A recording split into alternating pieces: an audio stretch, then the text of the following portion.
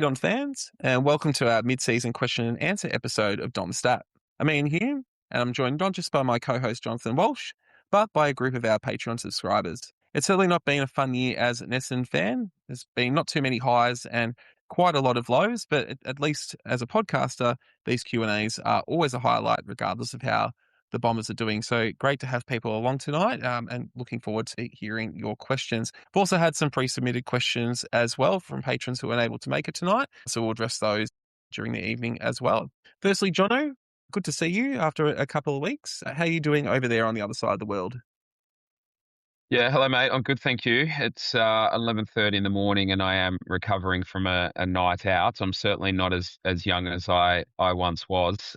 Yeah, the days of being able to bounce back from a night on the jars aren't what they used to be, mate. But it's been nice to get away. Lots of work, lots of good times, and Amsterdam's a beautiful city, mate. So I don't have much to complain about. No, and you're far away from Essendon at the moment, which is probably the best place to be given all the noise that's going on. And hopefully you're a little bit insulated from that, as opposed to those of us right in the heart of Melbourne. And it seems to be a constant level of noise around the club. Yeah, I'm in the midst of a different type of football fever over here, of course, with the World Cup being in Europe. Whilst that's on, time zone's not great for it, but it's a lot of fun just absorbing the matches. So yeah, I'm happy to be away from the media fishbowl. Indeed. Before we get on to the Q&A tonight, just we haven't heard from you since before the Melbourne game. So I guess just any thoughts on what happened in the Melbourne game on the weekend? Yeah, I mean, I only watched it on the television, so didn't have the best view. But I thought it was a little bit of a regression in how we went about things and how we set up. We went with a team that had the three experienced guys down back in Langford, Ridley and Merritt, but I know Merritt moved out of the back line in the second half. But I don't think that combination works well and promotes faster ball movement. They're all, reasonable by foot, but none of them are particularly penetrating. They regularly move the ball sideways. So I don't think that's conducive to a modern style of football. We, of course, continue to pick sides that have the extra tall and at the sacrifice of that is a lack of ground level players. And then particularly in the forward half, and then our contest wasn't where it was in the previous 2 weeks, and we got touched up there. I think we probably got to the end of the game looking like a team that was crying out for the bye and just ready to put the feet up for a week. So hopefully the freshen up does us well, and we're a different team against North. But yeah, I normally find the bright sparks, and I guess there were still a few of those with some of the performances of our younger players. But yeah, I thought it was a pretty smelly performance, I think was the word I used on Saturday. Yeah, it certainly wasn't fun to watch. It did help that I had a few of the people in this Zoom sitting with us to get through the game. I'm not sure how long I would have lasted if I didn't have some of you in this Patreon around. But yeah, it was one of the harder games to watch from this year. Look, before we get into the Q&A tonight, I just want to give another big shout out to those who have come on the pod over the past week and a bit. Rick Edwards to talk about the draft prospects, Tommy Wolf for talking about where Essendon is at and list strategy, and then of course a big thank you to Josh Wilson for stepping up and helping with the Melbourne preview. We are fortunate, as I said, to be joined by some of the finest people in the world, our patrons. As I said earlier, this is often a highlight of the season to do these Q&As, and I expect tonight to be no exception. There are some familiar faces. There are also some new people who are along tonight. So we'll get straight into it with what has become Don the Stat Q&A tradition, with Craig McGill having the new ball and getting the first question. I feel like I should start calling you Craig McGrath, because you do take the new ball and you do it so well. So fire away, Craig. How you going, guys? Yeah, good, Craig. Thank you, man. That's good. I want to say first, thank you for what you guys do with the Patreon, the pod, the pre-game stuff. You guys, make footy a bit more enjoyable in what's been a tough year, a tough few years. So thank you for you guys for what you do. Firstly, my first question, we've got two. I don't think the year's been tough, but what's sort of a positive that you think we've gotten out of the year so far? And what do you think we'll look to get out of the remainder of the season from a on-field perspective? Yeah, it's a good question. I guess we're only 3 weeks in, aren't we, under Dean Solomon? So we're not too sure yet. There's no real patterns emerging. We've had a couple of games, and actually one of the upsides of the Melbourne game was we were a little bit better at stopping Melbourne transitioning, albeit they're not typically excellent at it. And we were good against West Coast, who are also a team that aren't great at it. So, it's not a definitive guide on whether or not that's improved, but I guess there's a little bit of green shoots there. So I think how we defend the ground is going to be something that I think all Essendon fans will continue to shed a light on, and contest being the other part. And they seem to be the two areas that Dean Solomon is concentrating on and speaking about. So I think we want to see that evolve, and get better. And then I think in terms of positivity, I mean, we've really only got one thing to hang our hats on at the moment, really, don't we? And that is the performance of some of our younger players. And that was the same for the second half of last year too. I think one of the disappointing things this year, which has been largely out of our control, is the impact-related injuries that have been suffered to young players, and we've not seen them in action. It would have been lovely to get another half a dozen or so games into Kako and May, and Angus Clark we haven't seen this year because of injury as well. So hopefully in the second half, well, we certainly won't see Archer May, but hopefully the other two we see them back in the second half of the year and get some continuity in their football. And we just need to get all of these young blokes to 30, 40, 50 games as quickly as we can. I think that Jonathan's right in that we don't really have a whole lot to hang our hats on. I guess we're a statistics-based podcast, and if you look at where we sit in terms of all the major important statistics, we're right down the bottom, and it really reflects our ladder position. That there's not much you can really point to there. I guess for a bottom team, our percentage isn't quite as bad as most bottom teams over the last decade. It's at 70%, so it's not as bad. We haven't been completely blown off the park. Whether that's teams have taken the foot off the pedal against us, but we haven't had the complete drubbings that we maybe have had in the past. So I'm really grasping at straws here. I've liked that Zach Reed's Touchwood's got through almost a whole year to this stage. Hopefully if him just getting through a year, and we've seen signs that he's starting to get back to what he was starting to display last year. If he got that out of the year, that's a win. I think we've seen signs from Cox and Perkins that they could be players going forward. I mean, they're probably not going to be stars like we would have hoped where they were drafted, but I think what we've seen over them, particularly over the last, say, 3 or 4 weeks, are players who can contribute. Be part time. Not everyone has to be. So as you can tell from what I'm going through, Craig, it's not an easy job to really draw positives from what we've seen this year. Yeah, Hume, I'm not as dismissive of the sort of second halves and other teams taking the foot off the pedal as others might be. We saw the North Melbourne game against Fremantle the other week where Fremantle did continue to put the foot down and blew that game out and won by over 100 points. So I think that is something. I know Anzac Day is probably the one exception where that game opened up in the second half and blew away. But I think if you look back at our last 6 weeks in particular, so that GWS game, Fremantle, Richmond, West Coast, Carlton, Melbourne, I can actually see how all of those games can be wins with a little bit of continuity from our younger players and a little bit more cohesion in the way they play. I really liked your interview with Tommy and the comment that you made that 4-goal swings either way are really just 4 less mistakes, and we're probably making 4, 6, 8 too many a quarter that do start to resolve themselves when there's a little bit more familiarity with teammates and where players are running to and where they need to be. And we're making those mistakes both in how we defend and also in how we move the footy. I mean, you think of the opportunities we torch going forward in that first half of that Carlton game in particular. So, I'm not quite as dismissive of that. Those second half performances. I actually think the resilience of the group not to wave the white flag and let those games completely blow out and become big 100-point losses is a little bit of a silver lining that when we do get more games and continuity into this group that we can close the gap against our worst performances and our best. Indeed. Thanks for your question there, Craig. I'll edit this out. Chat a bit more around where we're at with coaching, what we think around our next range of coaches.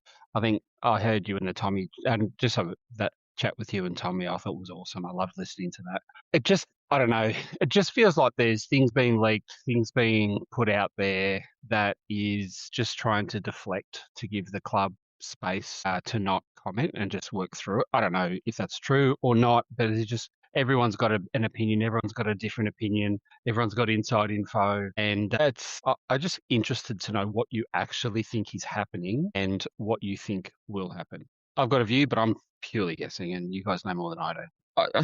In terms of what will happen, I'm not sure.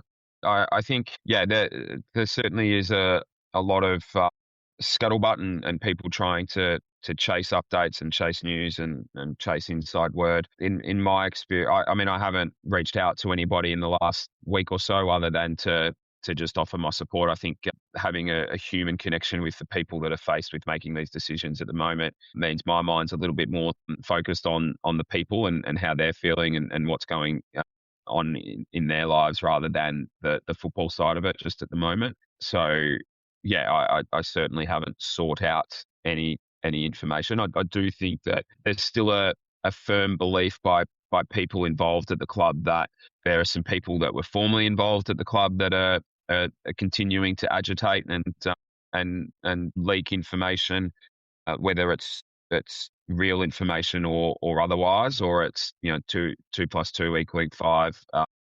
I guess that'll come out in the wash at some stage, but that's certainly not helpful. It's not.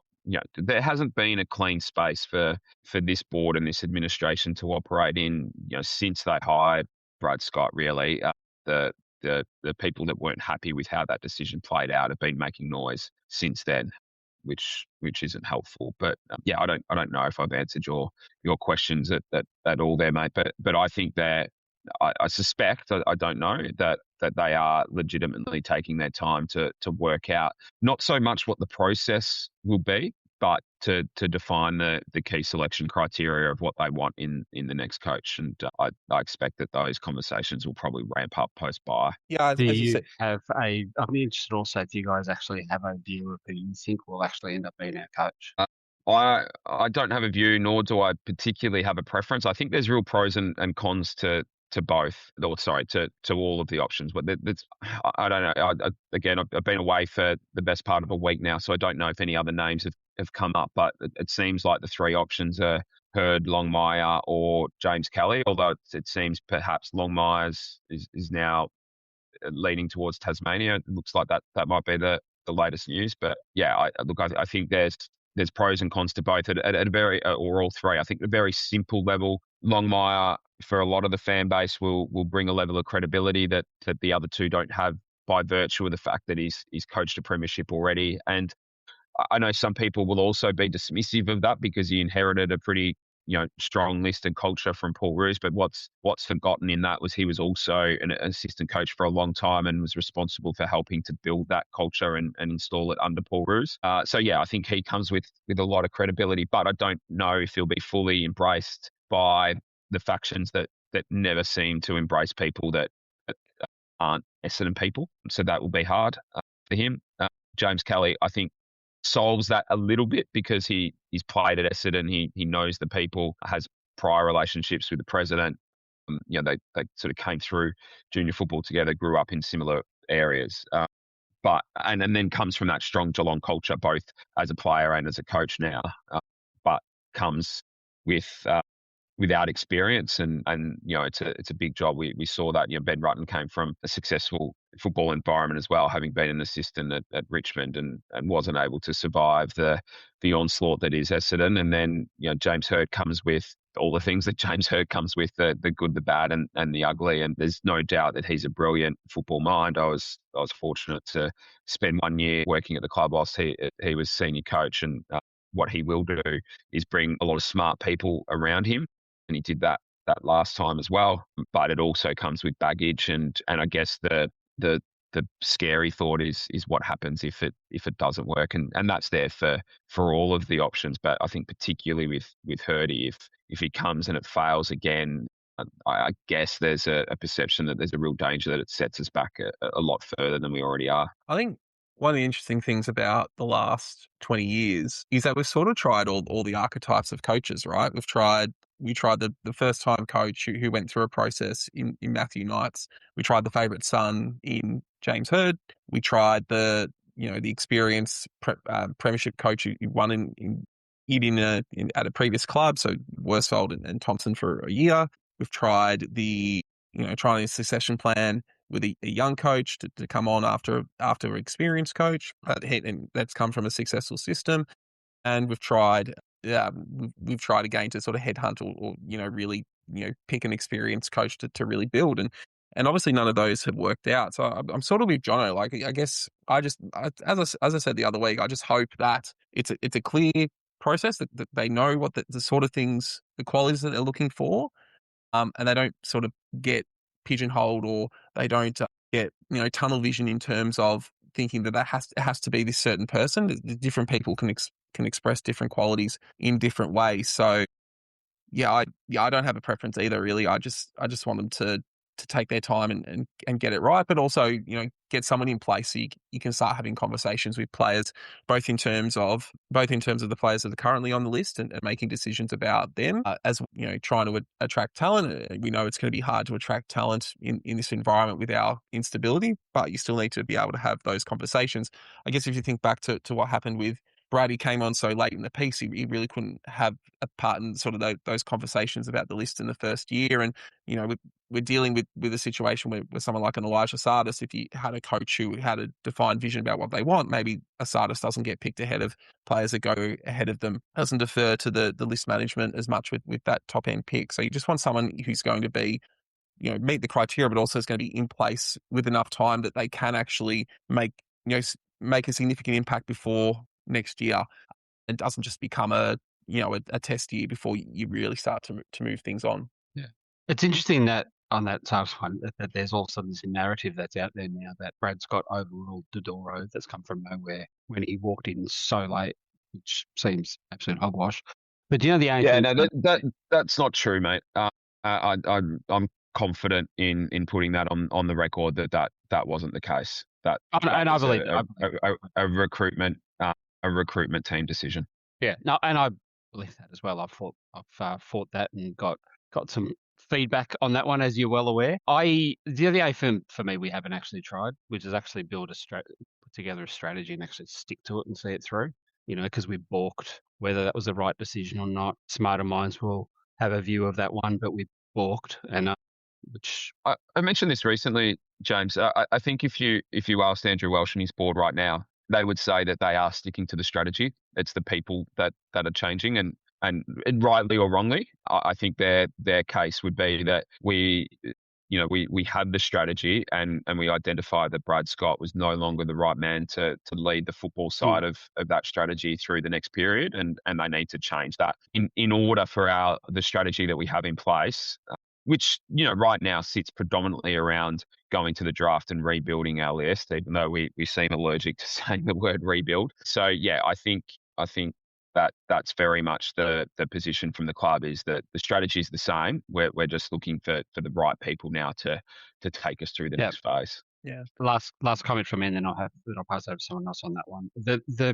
I was anti James Hird for probably the same reasons most people are anti James Hird. I'm sort of warming to that now. If anything, I'll probably actually be disappointed if he doesn't get it now, because I just think there's a lot of positives to it. My biggest concern with James Hird, if he gets the role, partly because of what his strategy approach was last time, is will he be prepared to come in and actually stick to that strategy of the rebuild and go into the draft, or will he want to come in and look like he did last time and look for quick wins and grow too quickly, which will not lead to ultimate success? You'd hope he'd learnt from that, and you'd hope if the Welsh, as you say, the board want to stick to that strategy, if that's his view, they wouldn't hire him.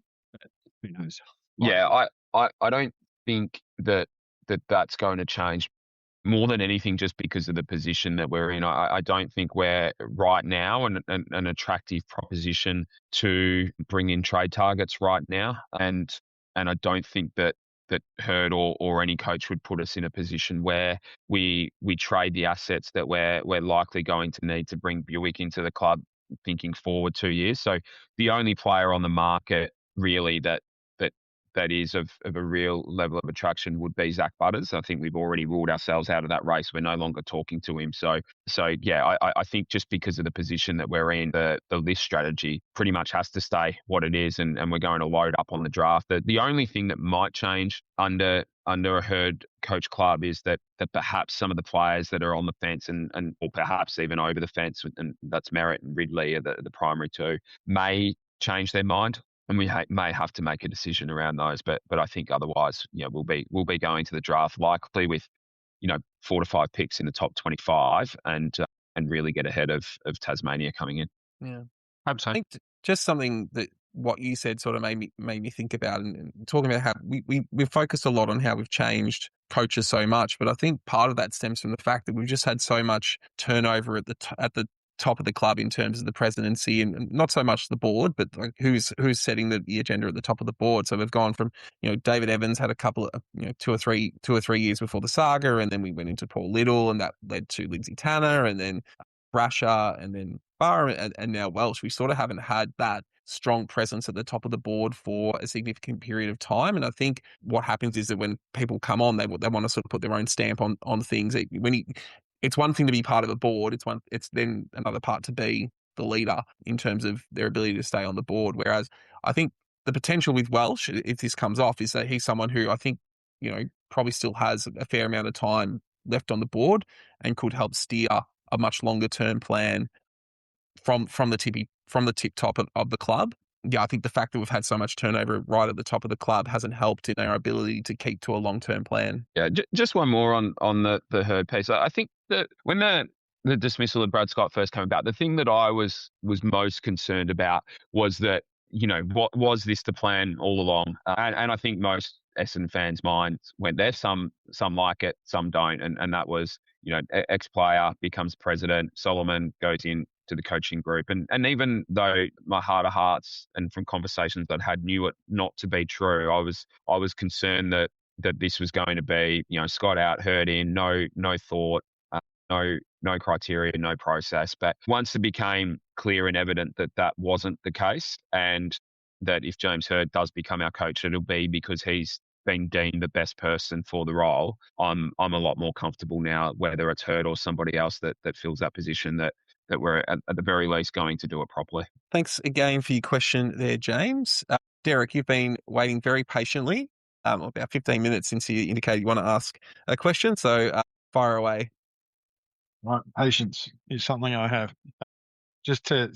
My question follows on from James's. It has some context, but just to respond to something Jono just said then, the thing that most concerned me when they sacked Brad Scott was the sheer amount of money they were throwing out the door. And this kind of feeds into my question, because when I think back, if you go back to Knights, so between Knights, Herd, Rutten and Scott, I reckon in the last 20 years, the club has paid somewhere in the vicinity of $3.5 million for people not to coach the club. Based on that and the number of stupid knee-jerk decisions this club has made over that period of time, transcending people, right? This just seems to be cultural. What confidence do we have they're going to make the right decision rather than one that's tainted by outside voices or just sheer stupidity? Because I have very low confidence in this administration. Yeah, I think a lot of people are with you, mate, and I think you're right to question it and be concerned. And I don't think that there's anything I can say, and I know you're not looking for this, but I don't think there's anything that I could say that would change your mind on that. I think all we can do as fans right now is cross our fingers, and if we pray to one, pray to whichever God we follow, and hope for the best, right? I think the financial part of it is obviously concerning, but I guess once you decide that the coach isn't the man for you, I think that at the very least we've been able to manage that position so that it doesn't impact our soft cap next year. So that's a benefit. And mind you, not to pour vinegar on the wounds, Derek, but it's not just coaches that we've been paying out over recent years. It's been CEOs and other senior figures, and list manager settlement. I'm fully aware. Yeah, all kinds of things. So yeah, so I don't think you should be justified. I don't think you can have absolute confidence that we will make the right decisions, because the evidence to date suggests otherwise. I think one person I don't think has been spoken about a lot in all of this, and I mean, like you, Derek, I'm tuned out to most of AFL media, so I might be wrong here, but the Ted Richards appointment on the board, I think, has been a really important one because he's got that cross-pollination of being at Essendon and understanding what comes with that, but also being at Sydney for a long time and being really successful there and truly knowing what a successful football club looks like. I mean, if you think about the other key figures involved at the moment, Andrew Walsh came to Essendon in 2002 was his first year. So, you know, he was there after the success that we had and where we were losing a lot of the senior leaders from our football club and Sheedy was, you know, probably past his best as a coach as well. So he didn't truly experience Essendon at its best. Dean Solomon obviously was a premiership player in 2000, but still a very young guy. He was, what was he, 20 maybe when we won that flag. So, you know, he was still, you know, sort of learning the caper when we were a good club. So, yeah, I think that Ted Richards appointment to the board as the football director has been a really, really important one to give us someone who truly knows what good looks like. The other thing that I really like about Ted is he's a really considered person. He's smart, he's diligent, he's very, very intelligent, articulate, and I think he will play a really calm and methodical role in whatever this process and decision looks like. What I can say to that, like if we're talking about Welsh and Solomon, yeah, when they were around in their early days, the club was winning, but I don't think I can characterise it as a well-run club. Like on field, things were working, but I think it was probably pretty much amateur hour in the administration building. Because I don't think the club really changed their approach when professionalism sort of, you know, washed through the game. So I don't know if I learned anything about how to run a club properly back then. No, and look, they were young footballers, so they wouldn't have been particularly well exposed to it either. They were too focused on trying to get a kick. But yeah, they were there for the most part, particularly Welshie through a period where we regressed as a football organisation. We were defunding our football department. You know, I often think back to the decision that Peter Jackson oversaw as CEO to change or increase Adrian Dodoro's responsibilities. And this isn't about Adrian; it's just a byproduct of the decision making at the time to make him list manager and player welfare manager. So at a time where, because of decisions that were outside of Adrian's control around salary cap, we were having to cut players and trade them. You know, despite our best interests and despite wanting to, we also loaded up him with having to be the welfare manager with no real practical experience or training in order to do so, whilst also trying to effectively rebuild our list on the fly. And then that obviously moved into, you know, a few years down the track, some coaching decisions and things like that. So more examples of mismanagement.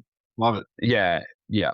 So yeah, I think you're right. You know, I've got a lot of time for Andrew Walsh and Dean Solomon as people and operators, and I do believe in them, but I think that the player or the person that has the biggest role to play in this is probably Ted, because he comes in it with relatively fresh eyes. He's only been on the board now for, you know, less than 12 months, so he gets to, you know, he's had the opportunity to observe and see how it's operating, and then also that experience at Sydney to reflect upon and know what good truly looks like. So just to be clear, I wasn't actually looking for you to ameliorate my concerns. I was literally just asking you what level of confidence you have the club will make the right decision. Yeah, I've got a lot of confidence in Andrew Walsh, rightly or wrongly. Well, it's neither right nor wrong.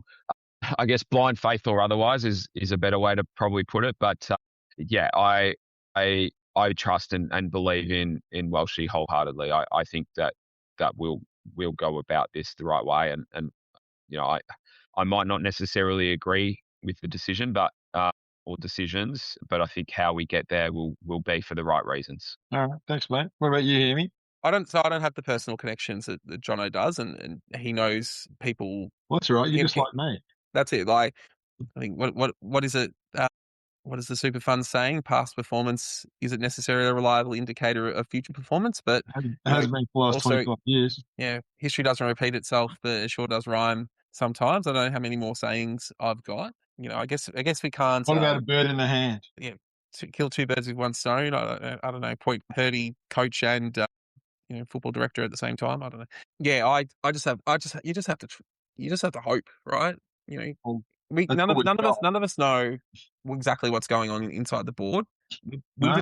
We just put a lot of faith in the people that run the club to do the right thing by the club, and I don't think that every decision that's been made by people at Essendon has been done with the distinct belief that it is the right thing for the club, right? The right thing for the club long term. John mentions Peter Jackson's decision to put Adrian Dodoro in two roles, right? I'm sure that in his mind that was the best thing for the club because it was for financial reasons, right? And we know we had a lot of problems with what Xavier Campbell was doing, focusing on the financial aspects of the club, but in his mind, that was important to maintain the long-staying, stability of the club. I don't think anyone who is involved in the club is going to make a decision that they don't think is in the best interest of the club, right? But you're dealing with so many variables, not only in terms of what your club is, but what's going on around you in the AFL system. You're dealing with 18 other clubs. You've got the AFL. So, yeah, I mean, sometimes you just got to take a leap of faith, don't you? Well, yes. What's the alternative? Barracking for North? No, thanks.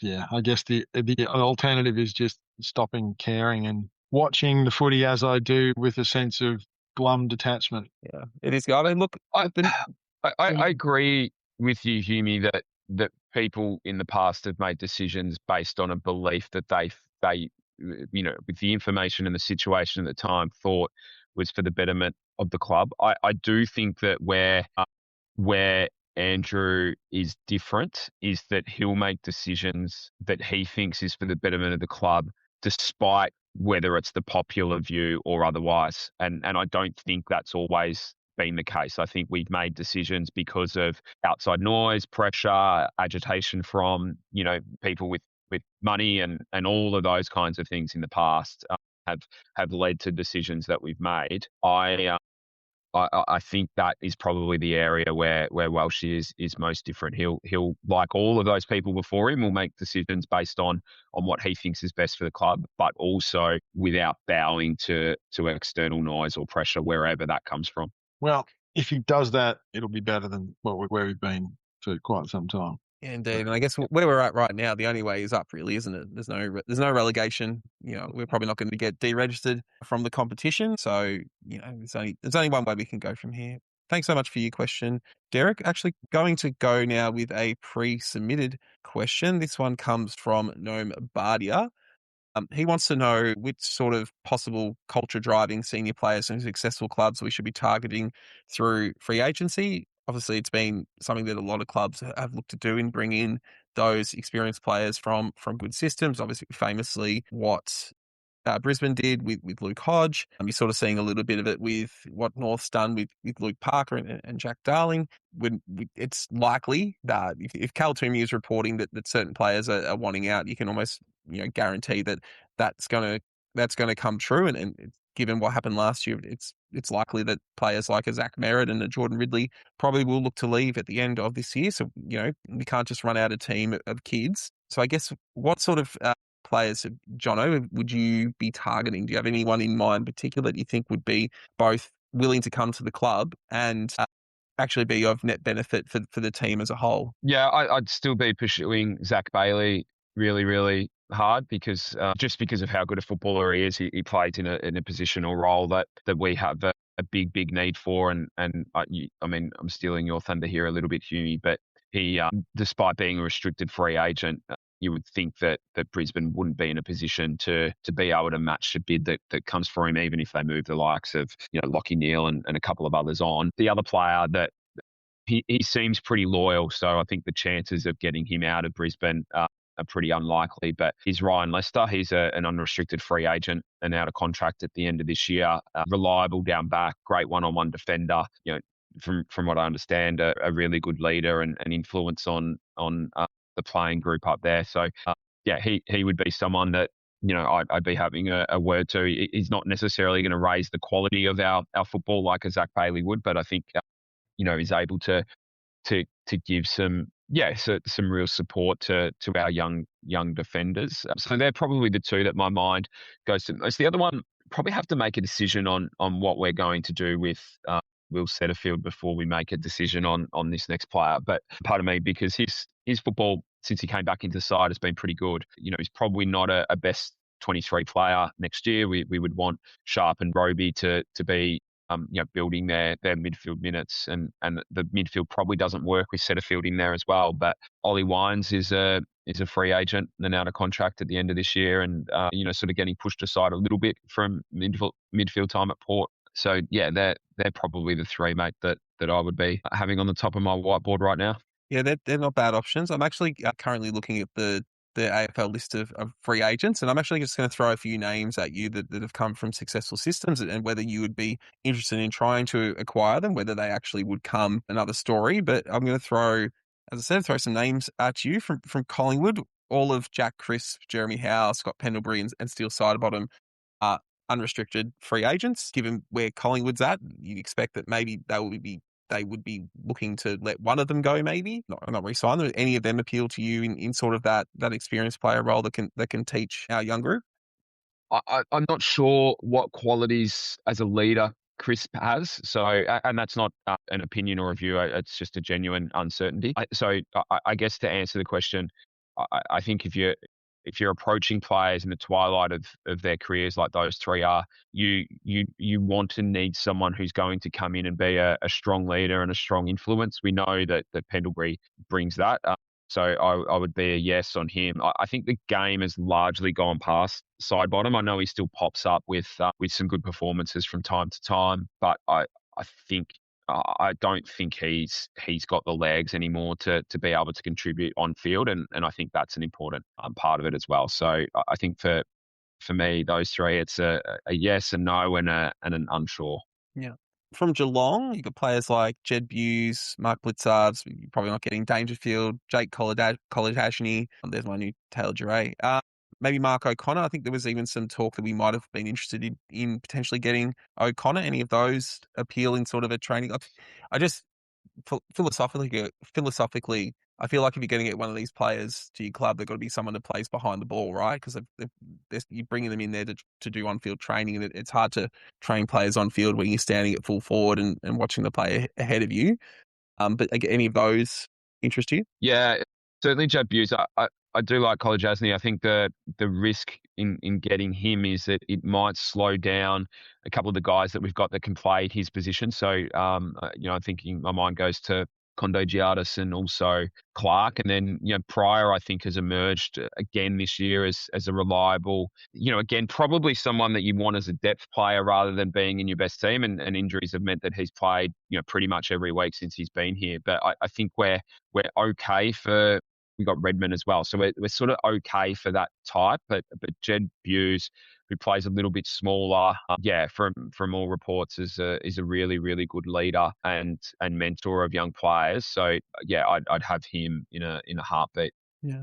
From GWS, Toby Green, would you be going hard for him, or you doubt he'd want to come here? I guess he'd be looking for a flag, but any interest there? Yeah, no, I think if you got Zach Bailey, then maybe you actually might speed up this whole process of the rebuild by getting Bailey and then getting Green into your football club.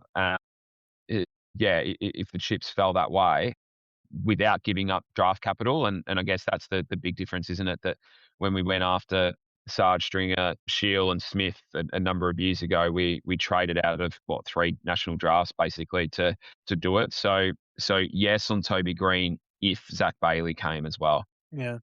And I guess probably the only other team that has passed high-level performance, none of these players are premiership players, but they did play in grand finals, are the Swans players, and players like Dane Rampy, Jake Lloyd, even, Joel Hamling isn't exactly, a world beater, but he's also a premiership player. Any of those fit the mold of the sort of experienced player we'd be looking for? Yeah. Rampy would, I'm not sure how well received he'd be to Essendon fans, mate. No, I don't think there's any. Maybe Lloyd. No, yeah, I don't think there's not a standout, right? It's not like there's a Luke Hodge on the market that the team is looking to push out as like a real high end leader, is there? Jed Buse might be the closest to that. He's certainly not Luke Hodge, but he's not getting a game. He's playing VFL.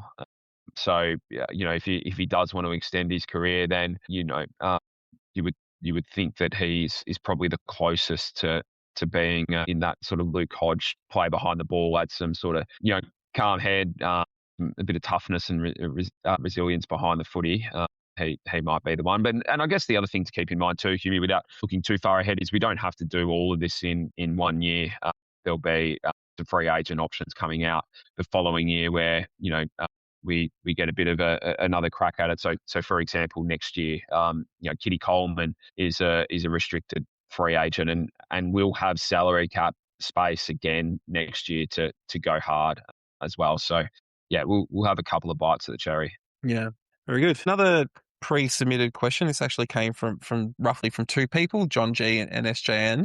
Both asked us for what they think our best midfield setup going forward is. I've actually got a video that's out on the Patreon now. It's coming up for the public on Sunday, going through all the centre bounce data that we've collected across the course of the season. It's given me a bit of sense of who's doing well. I guess just from your perspective, before I go through what I think, Jono, have you got an ideal midfield setup based on what we've got at the club at the moment? No, I don't think we have it at the moment. I think we're still missing some real speed and class through that midfield. I guess Roby probably does bring a level of class, and Sharp does too, albeit in a different way. But they're that sort of I guess if you look at what Cozzy Pickett's doing for Melbourne, we don't have that type. So I think that we went and addressed the inside component with Sharp and Roby. Perhaps Farrow is that he doesn't have that explosive speed, but gives us that sort of class ball use through the midfield in time. But yeah, and I'm cheating a little bit here because I just saw you put it on the running sheet, but we get Nick Martin back as well, who gives us that. But yeah, no, I still think that we're another draft away from having all the pieces that we need to be able to have a best midfield setup going forward, I guess. Yeah, I tend to agree. I guess just sort of thinking holistically about what you want from a centre bounce midfield. Obviously, you've got your ruckman, and it's really clear, at least from the centre bounce, you want someone who can jump right and can impact there. If you can't jump, you can't do centre bounce ruck. I saw one of the other shows talking about how for North, Tristan Jerry, who's been such a good ruckman, has sort of gone away from taking centre bounces. He's still doing around the groundwork, but he's doing less and less of their centre bounce work. We've seen Jared Witts, who Cal sort of connected to Essendon, which I find to be a bit surprising because of his drop off. He isn't performing at the same level. Darcy Cameron isn't performing at the same level. So you do need that leaping ruck. And I think from what we've seen so far this year, I've been really impressed with what Nick Bryan's produced. Obviously, lowered his colours a little bit to Max Gawn on the weekend, but he's not the first ruckman to lower his colours to Max Gawn across Gawn's career. I think from what we're seeing from Nick Bryan and the results that he's producing is that he's a very competitive centre bounce ruckman. He's obviously not the finished product, but I would be backing him in. We've seen enough from Peter Wright this year to know he can compete in that centre bounce and that's a ruckman. So I think those as the two ruckmen you would rotate through there. This is assuming everyone is healthy, of course. And then I think you've got three archetypes you're trying to fill within that centre bounce midfielder, right? The centre bounce setup, right? You want a defensive player. You want someone who's going to be able to not necessarily tag. And it doesn't have to be a tag, right? But it has to be someone who's prepared to do the dirty work, prepared to block, create space for the other players. I think the sort of players that we could run through that position. Ideally, you probably want a Dyson Sharp. That's probably where Dyson Sharp ends up. And this doesn't mean that these players don't win the ball, right? But they're really thinking about that and allowing other players to really express themselves.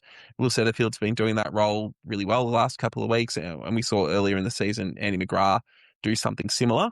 We really did miss him on the weekend, given how well Cozzy played. So one defensive, so for the rest of the season, one of those three. One ball winner, so see ball, get ball sort of player. So that's your Darcy Parishes, your Jai Caldwells, and your Elijah Tsatases. Certainly, with what we've seen, obviously that's Elijah's one wood, and the numbers sort of play that out this year. And Parish has had his moments as well. Caldwell's been really down comparative to last year when he has played. And you need one player who can impact at the centre bounce. And I think that can be in a variety of ways. That can be through speed. someone in the chat's mentioning Kako, and he's not on my list there, but that's the sort of thing that he could do. He can sort of impact in different ways. You've got a player like a Durham who can burst through a tackle. You've got a player like Nick Martin who can evade and then use foot skills. You've got a player like Roby again who can burst through. But I don't think we've seen it so far this year because he hasn't had that pre-season. He doesn't have the fitness space to be able to do it. But to be that sort of explosive midfielder that we saw in his under 18 year, where he can sort of break the lines from that centre bounce. So I think you're sort of looking for a balanced approach at centre bounce, and obviously as you move around the ground, things tend to change. So yeah, I'd be looking to have some sort of combination and where you're trying to fill those archetypes at centre bounce. Yeah, and the Kako point's a really sound one. I think if we can address the small forward challenge, and there's been some promising signs from Huss the last couple of weeks, hasn't there? But we need more in that part of the ground. Then it does give us the freedom to use Kako up the ground a little bit more once he's back from injury, of course. Yeah, indeed. Just building on someone I spoke about there, John Cooper asked, without sounding negative, what's the most likely and best for all parties outcome for Tsatas, given what we've seen so far from him this year at AFL level? What's your opinion, John? Do you think he's on the list next year? I don't think so. I just his hands are great. He knows where to go to get the footy, and by hand he's really good. But I think if you just take the time to watch him rather than watching the ball, and it's perhaps the best way to observe it, you can just tell that he doesn't think quickly enough in moving from contest to contest, whether we've got the footy or the opposition does. And I think it's a big challenge. It's tricky because we've got a young, inexperienced player who's capable of getting the ball 25, 26 times regularly. Early on his career, that should be a player you can build upon. But I think that if you fast forward to next year and a more healthy list, he probably finds himself out of the team again, and it might be best for his career if he is going to make it that he gets a fresh start elsewhere. I think, but I guess I'm still a little bit unsure. Yeah, he's really on the fence for me, sort of on the bubble in terms of whether I think he gets another offer.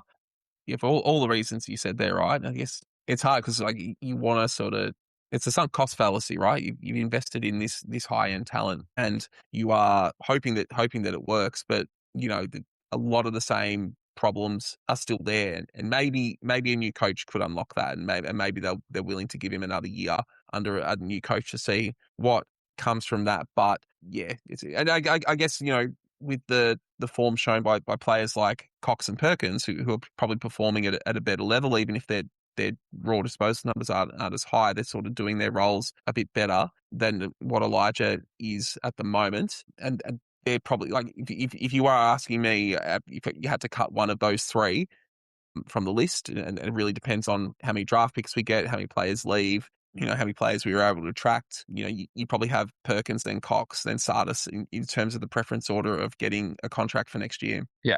No, I think that's fair. Yeah. Andrew's just asked in the chat, he can't get his microphone to work. But he has asked that many of us had us finishing sort of 10th to 14th this year.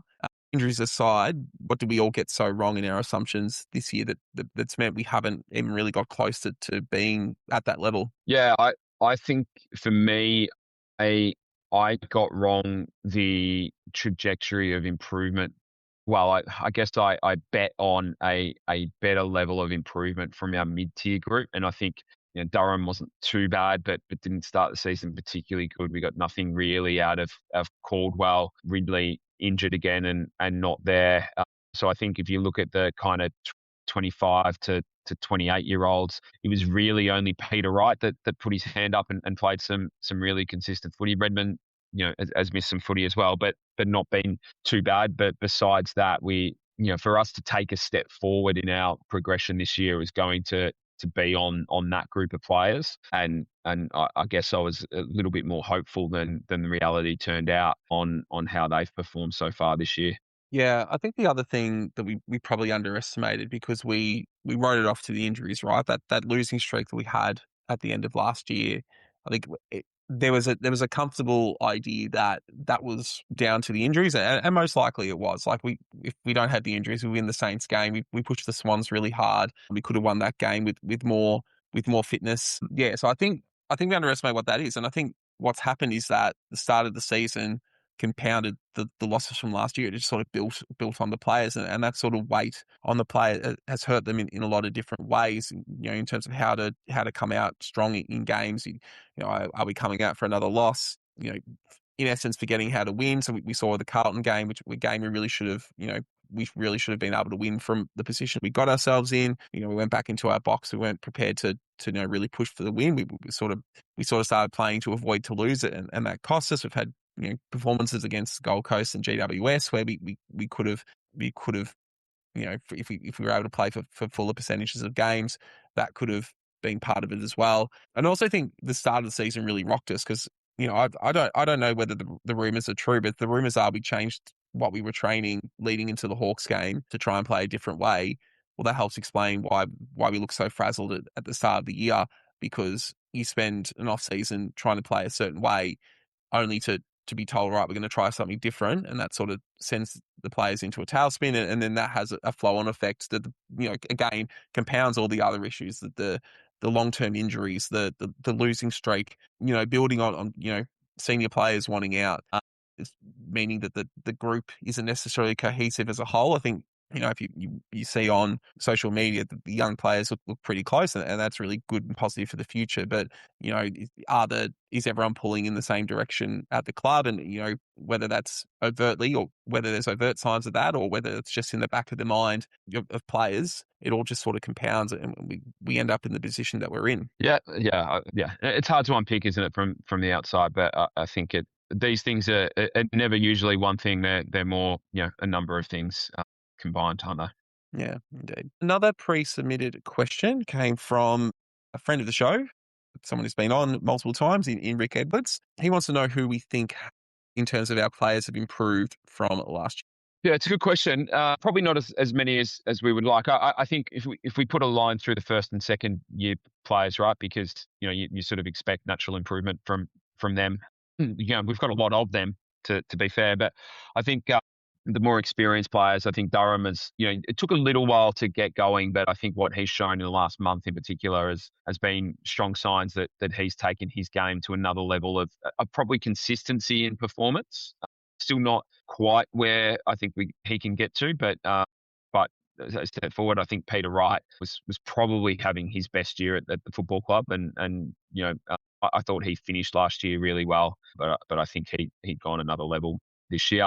I think Caddy and Archie Roberts have both improved out of sight. I think they're third year players now, and are progressing really, really strongly. And then I think the other two for me, Sardal Hooley, I thought as a one-on-one defender showed some great signs and was able to give us drive. And I'm actually a bit flat and miffed actually that he's not playing at the moment, and that we moved him out of the back six, because particularly whilst McGrath's also out, we really like that run and drive back there, and he gives us that. And he'd been showing that he can defend a lot better. His game on Elliott on Anzac Day, I thought was really, really strong. So yeah, a little bit confused by what's happening there. Archer May probably doesn't qualify given that he's a second year player. And I think Jackson Pryor has taken a step as well in where his football's at. And, particularly over the last couple of weeks, he's been playing with a lot more aggression. And I really like when he brings that to the football and the contest. So yeah, I think they're probably the ones that stick out for me, mate. What about you? I think you've covered them all. As I mentioned a bit earlier, maybe I'm again too glass half full, but I think that Perkins' last 4 weeks have made me a lot more confident about his position going forward. Nick Cox as well in that aspect. But yeah, in terms of the senior players or players who've been on for a period of time, you're struggling to find people who have improved.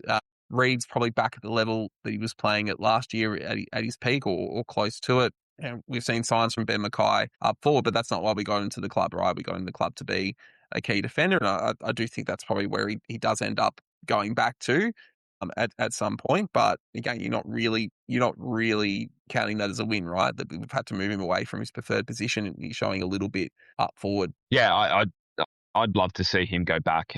I get the reset notion given where his football was at, and him went down to the VFL and then forward to just to probably clear the mind a little bit. But yeah, I think at the moment we're missing the opportunity to play him together with Zach Reed and build that defensive unit. I think is a bit of a miss at the moment. I'd like to see him get back into key defence. Yeah. Yes, Andrew, I think you're right. The Patreon chat has been most improved this year. It certainly has kept me sane through a lot of games there.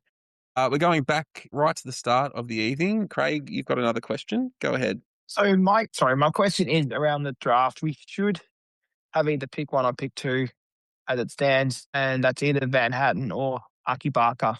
What player would be more of a preference to us, or is just best available? And secondly, with Akay Barker, he's a mid forward, and with Blake Justice potentially coming in as well, do we really need a player like him? And then considering we have Buick coming next year as well, we have too many of those types in our team, and will that affect our balance, or we just go and use it as sort of, you can never have enough rotations, never have enough depth? And also, is there a spot on the field that we need to draft more than anywhere else this year? Yeah, I think you almost answered your own question for me, Craig. I mean, if you have a look at the list that Brisbane have assembled, they've got great depth through the half forward line and midfield, and then they just use the surplus to play on the wings. And so I don't think you can ever have enough quality mids and guys that can rotate through there, particularly when you've got guys that have different attributes and you can play them in different roles and different styles. Again, use the Brisbane example. Zach Bailey is a great example of someone who plays predominantly half forward, but plays high half forward, rotates through the midfield. And then when they have an injury, he's the next one up to go into the centre bounce group and play through there. And then they have someone like Cam Rayner who can play as a deep forward and take games apart there, but then also go through the midfield and have an impact there as well. So, yeah, I'll temper this by saying I haven't watched a lot of footage and I certainly haven't seen them live. So it's a view based upon very little analysis, but I'm probably at the point right now that if we did have the number one pick, I'd be looking to see how much Richmond truly wanted Van Hatton, and I'd be prepared to trade it to them for pick two if it could improve our overall hand substantially. And I'm very much on the Butler bandwagon at the moment. It is that conundrum, right?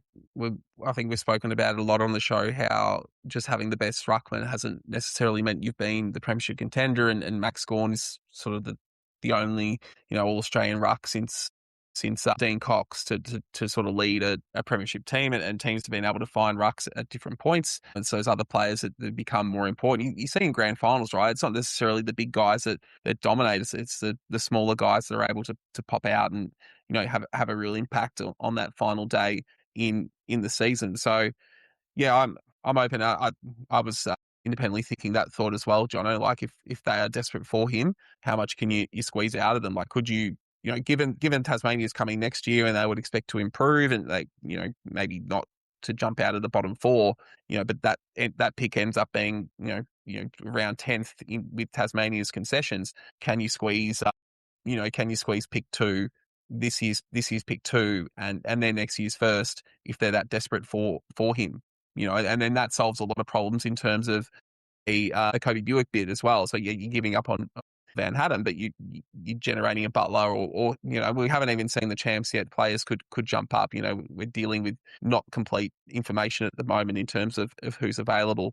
But if you could do that, still get a real top end talent, and really lock in your ability to match a Kobe Buick bid next year, that might be better than just going for Van Hatton and then having to find another way to get a second top end pick to match say a Kobe Buick bid that comes early. Yeah.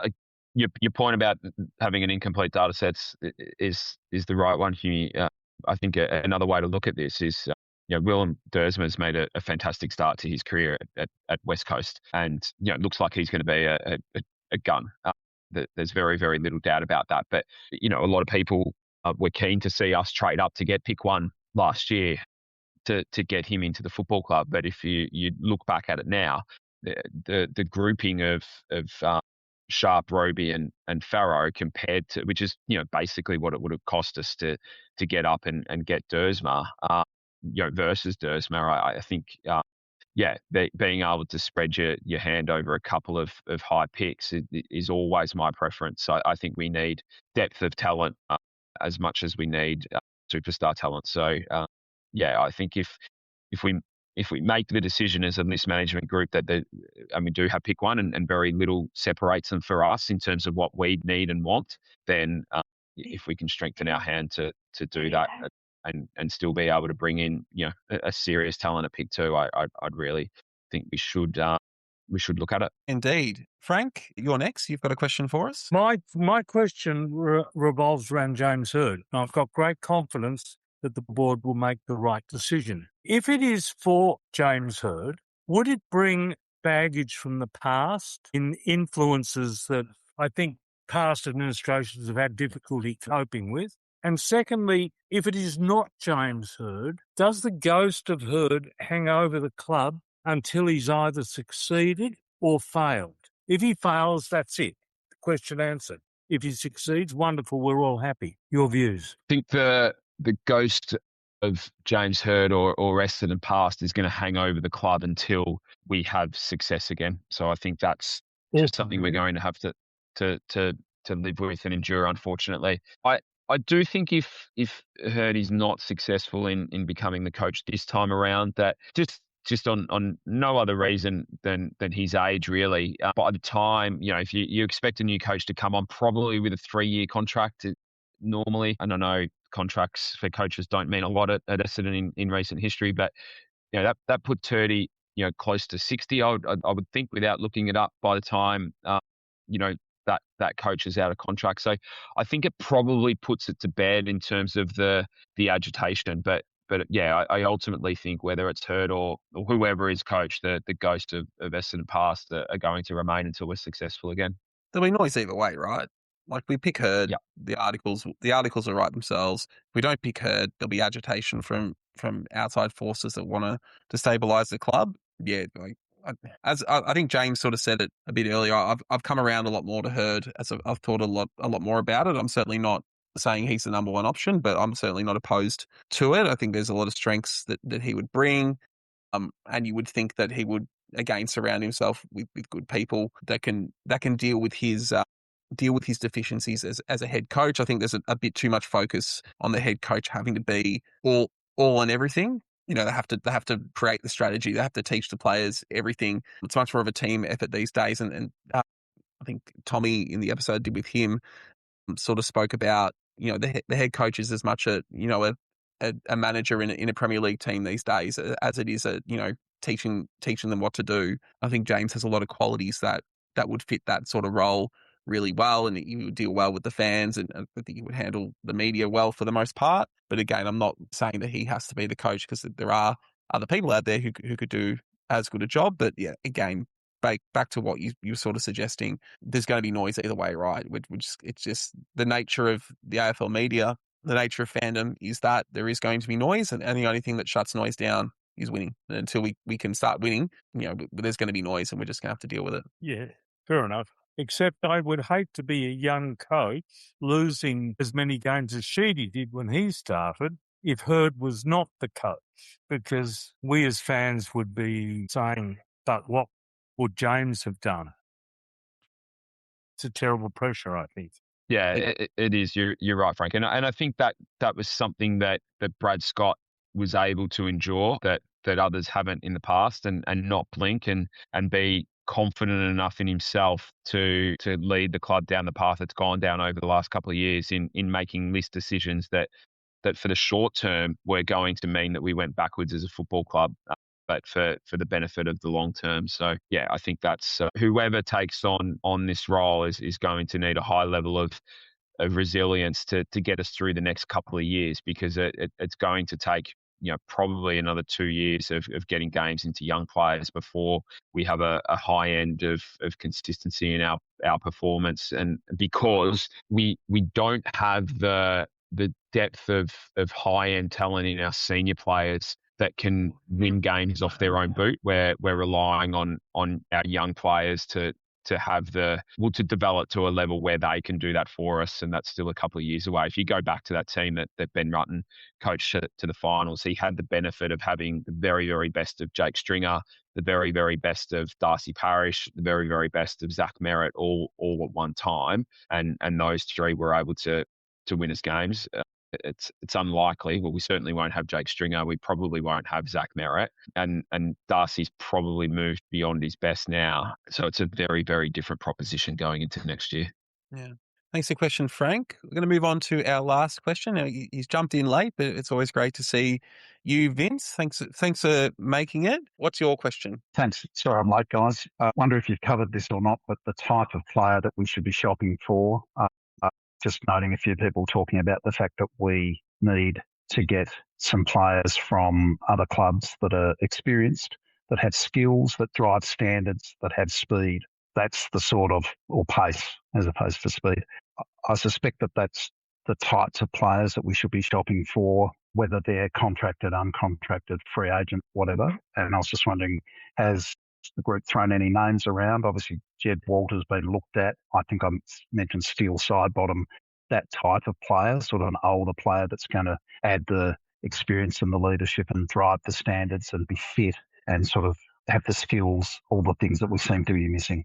Yeah. We did talk about we went through the list of experienced players who are available and talked about whether they would be suitable. But I think you've raised a point there in terms of Jed Walter, and he's obviously someone who is apparently on the market. And there does seem to be a few issues up in Gold Coast that potentially, we could exploit. Although, again, it's very difficult to get players to come to a club that's performing at the level that we are. But, you've got a few players that could get shaken out there, and Jed is one. I think there's talk that Sam Marshall at Brisbane, obviously played in the premiership for them 2 years ago, hasn't really got much of a look in. He's not someone I'm across that much, but if you're good enough to play in a premiership side, that there's probably some value in looking at a young player like that as well. And then you look at the teams that are doing really well at the moment and may have players that are on the outskirts that may just want to get opportunity. Again, why would a player leave Fremantle at the moment? But, given how well they're playing and how few injuries they've had, there may be someone that's there that I'm not aware of. You could pry loose with the promise of game time that could help shift the needle as well. Where do you stand? I guess Walter's probably the big name that's been closest linked to Essendon at the moment. Jono, where do you stand on trying to get him potentially? Yeah, I'm not a huge rap. I did catch a little bit of gettable during the week, and Cal made the point about being a little bit aggressive and potentially forcing a player like that to the pre-season draft. You don't tend to see that happen all that often anymore, but I guess if that was the scenario, then it almost becomes a free hit, right? You got to pay your salary cap anyway, and that's the lever that we have. So it might make it a little bit more attractive. But I know he's only young, and you shouldn't, he's not a finished product yet. But I worry that he's a little bit of an old school straight lines forward, not too dissimilar to Archer May, and I don't think he's a significant enough upgrade on Archer May to warrant giving up draft or trade capital to get him. Albeit if that's where Jordan Ridley wants to go, then we're in a position where we might end up trading a player to the Suns anyway. So yeah, I'm not that big on Jed Walter, to be honest, mate. I think we have the parts already that can shape a good a good forward line going forward. I'd also like to see Kale Gerine come into the team, particularly while Peter Wright is out, and play that third tall / second ruck option and see what he's got. We need to make a list decision on him before we properly sign ourselves to going after Jed. Just on Sam Marshall, he's one that I think we should be having a look at. He's got that inside and outside capabilities. He's a really, really good runner. He's not exactly rapid with his speed, but he's not slow either. And his kicking is quite good. He sort of penetrates, really well by foot. So yeah, he's one that I would be having a look at. The only thing is if Lachie Neale gets squeezed out, Zach Bailey gets squeezed out, then that might end up opening up a spot, and they might recommit to him, for the future. So who knows? But yeah, I'd definitely be having a look at him. Yeah, I guess just with the Brisbane ones that they've brought in so much talent over the last couple of years. They brought Annabelle in last year. I think he's been injured, but they would expect him to be performing at a high level given where he was taken, and the Ashcrofts need to be able to run through there, and you've got McCluggage and a range of people there. So as much as O'Neill and a Bailey leading could see Marshall get more game time, he could also just look at what's around him and think he could perform better in a system like Essendon. But yeah, Embarrassment of riches that they've got. Yes, and unfortunately for them, the person who changed the rules was there at the time, and managed to close the door after the horses bolted for those teams in Queensland. But that's neither here nor there. Well, look, it's been a mammoth session, a mammoth Q&A. But thanks so much, everyone who has come along tonight. Whether you've asked a question or you've just been here listening in, it's been great to share the evening with you.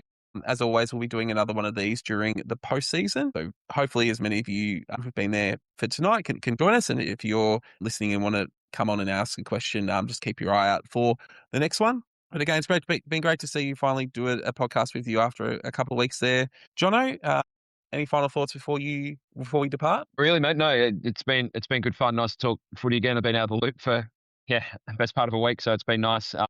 Thanks for holding the fort, Hume, and great job with the series of episodes that you've done with Josh and Rick and also Tommy. It's been help kept me entertained and feel closer to things whilst I've been away. So great stuff, mate. Really enjoyed it. Cheers, mate, and looking to get you back in the country soon so we can keep the show ticking along. Well, look, that's it again for the evening. Thanks again, everyone, for listening and joining in. Until next time, stay safe and go Dons.